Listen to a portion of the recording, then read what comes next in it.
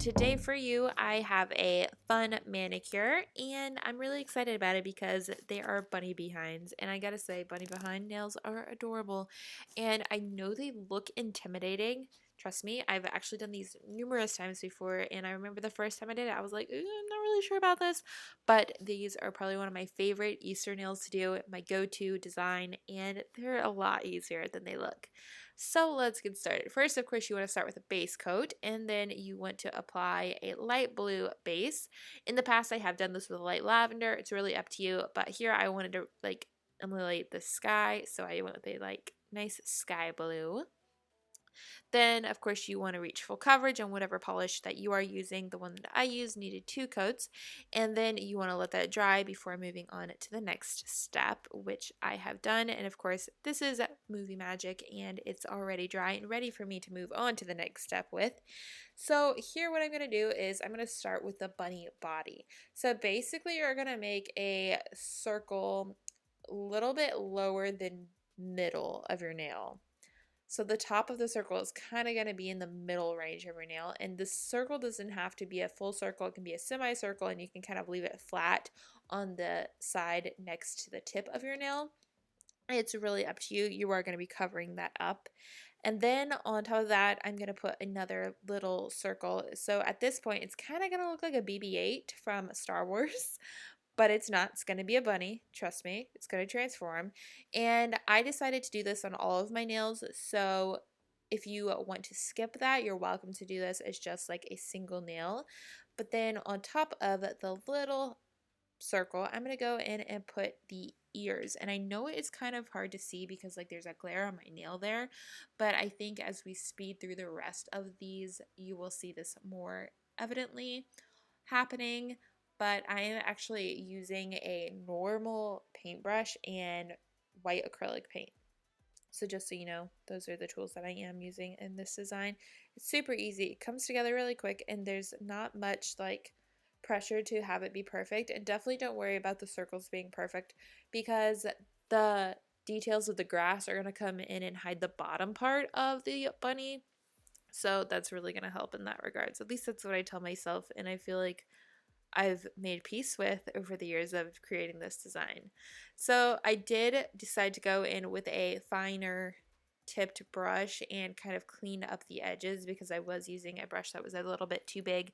So I went in and finished the rest of the ears with a tinier brush. So you could do this even if you had a dotting tool only on hand. You could probably do this with a dotting tool. I know when I started doing nail art, I did a lot of art and details with just a dotting tool and a whole bunch of like little dots and pulling and such. But if you do have a brush on hand, whether it be nail art brush, craft brush, whatever, you're welcome to use that for this design. It is totally doable, and acrylic paint is your best friend. Now that we are done with the base of the bunny, we are going to go in with some light gray acrylic paint and kind of just put in these little hatched lines where the tail would be to kind of give the illusion of a tail, because it would still be white on white, which makes it a little tricky. Definitely if you don't want to like mix colors and worry about shading and all that, I feel like if you're going to go for more of like a graphic illustrated like look, you could totally just do this with a gray acrylic paint, which is what I did. I actually kind of now wish that I had gone in like on day 2 and done it with like a fine liner pen just for something fun and different, but for video purposes this was probably the best route to go and super easy for everybody to do. And I am just using a normal, well, not normal, a short detailer brush that I love.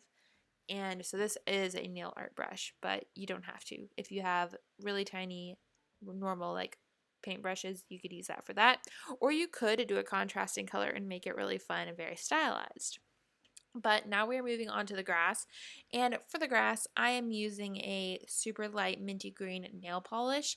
I don't usually use nail polish for art, but I wanted to keep within like the same hues and saturation of everything, so I did that today. But if you wanted to mix your own green to like kind of create the same saturation of a green to match your blue, you could totally do that with acrylic paint, or you could do that with nail polish. Really, whatever you want, go for it, because this is fun and it's supposed to be a fun little stress relief. You're not supposed to worry about it, just have fun.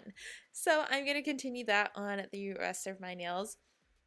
And I actually then went in with another shade of green just to kind of give the grass some variation and make it look a little less flat. Plus, it kind of just helps bring it all to light because I feel like this design was done so lightly that it actually would have benefited from some brighter shades.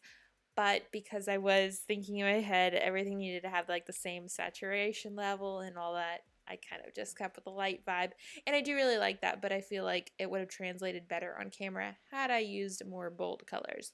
So if you guys recreate this and you do use bold colors, please tag me. I would love to see what it looks like. Like I said, in past years, I've done this design with purple and green. I've done it, I think, with a dark, like a bolder blue, and there's just a lot of different ways you could do this and have a lot of fun. And after you are done with all of those details, you are officially done with all of the nail art part of this design. So now you definitely want to let it dry completely, because one of the worst things is like spending time on nail art, then putting on top coat too soon and smudging it or making something bleed. Not fun. So give it some time, turn on a YouTube video, rewatch this if you want, and just let it go. Then, whenever you know your design is super dry and ready, put on your choice of top coat. I did go with a matte top coat for this design, but it would look super cute shiny. I just knew shiny wise wouldn't work when I was trying to take photos for you guys. So shiny wasn't necessarily the best option for me, but it is for you if you aren't worried about taking pictures. So there is a final look at this design. I think it was super fun, super cute, and it is super Eastery, or if not Eastery, it's just spring, because I feel like bunnies are coming out more now.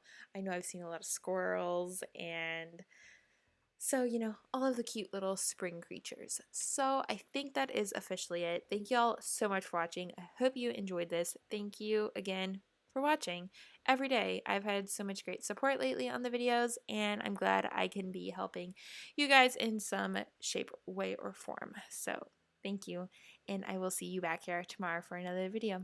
Bye!